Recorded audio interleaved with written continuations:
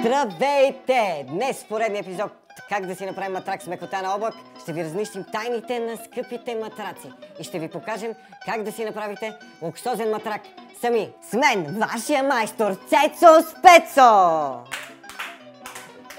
Ето как. Трябват ви 20 пакета памук от големия, хляб заводски тип мек, хирургически ръкавици, бутилка с райски газ, маска за удишване, 30 яйца, сметана с стреч фолио, шпателка и бъркалка за яйца и купа, разбира се!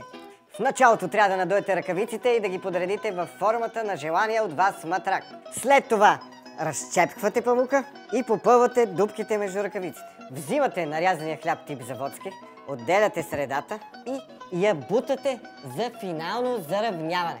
Отделяме внимателно белтъка от жълтъка. Разбиваме на сняг и изсипваме равномерно. След това, ако са останали дупки, попълваме с сметана.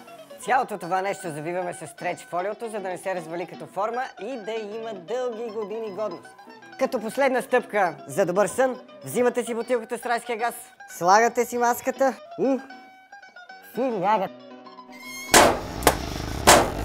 Разбира се, има доста по-добро решение. Матрак Магнигел Дуал с 3 различни слоя високотехнологична пяна и перфектен баланс за средно меко усещане, в което се отпускаш като в облак. Системата Dual Core за избор на по-меко или по-твърдо усещане и забележете с безсрочна гаранция само от Магнифлекс.